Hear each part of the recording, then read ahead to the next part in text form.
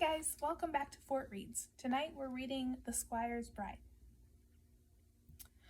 There was once an old squire who was very rich. His pockets bulged with his money and his waistcoat bulged with his fat, overfed stomach. He lived in a huge house and owned all the land as far as the eye could see. He had everything a man might want. Everything, that is, except a wife. So he set out to find one. "I'm so rich I can choose whoever I want," he told his dog. "They'll be queuing up to marry me." One day the old squire was admiring his fields of golden corn when he spotted the farmer's daughter. "Oh!" he exclaimed. "I can see a wife to be, so young, so strong." Then his eyes narrowed with greed. "And she will save me money when she's my wife because I won't have to pay her to work." So he invited the girl to his mansion that afternoon. When she arrived, he promptly said, "I have news for you. I've decided to get married, and I've chosen you to be my wife." "Have you now?" said the farmer's daughter. "Well, I've got news for you and all. I don't want to get wed, and even if I did, you'd be the last person I'd choose." The squire couldn't believe his ears. But you must be joking," he said.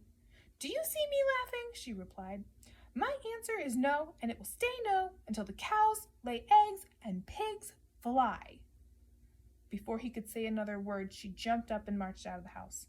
The squire's face grew bright red, and stamping his foot with rage, he sent for the farmer. "That girl of yours is a stubborn and as lazy old donkey," he roared.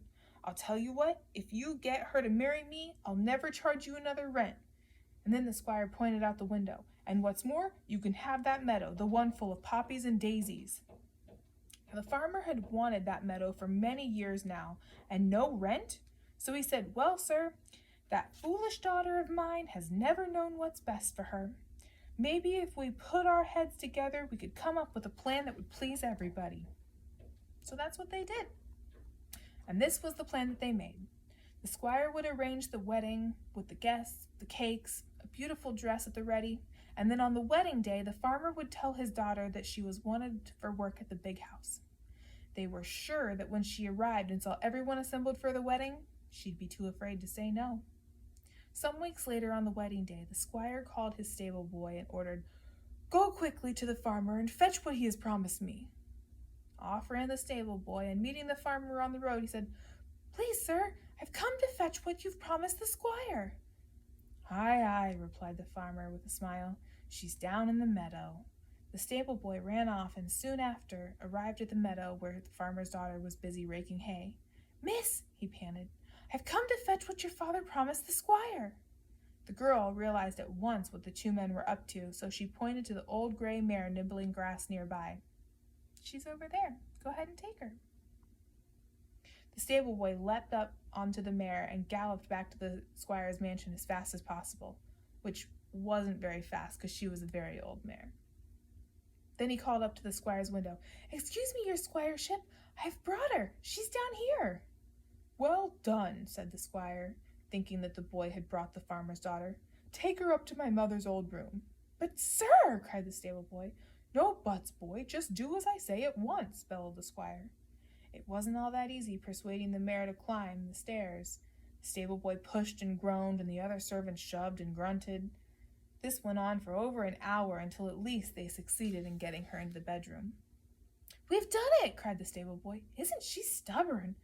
"Oh, yes, she is," replied the squire. "Now quickly, fetch the maids and dress her in the wedding gown. There's no time to lose." The stable boy could hardly believe his ears, but he carried out the squire's orders all the same.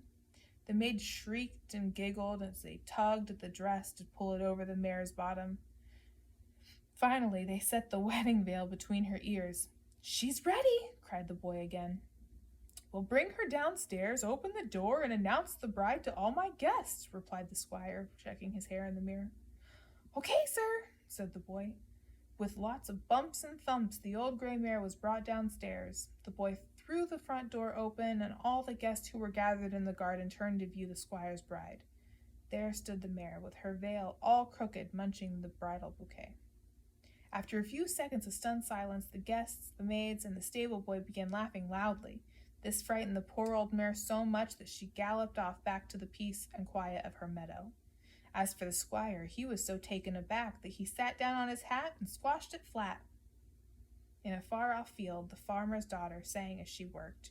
As she sang, she thought about her future, which featured no squires at all. Oh, that one was cute. I like that one. Have a good night, guys.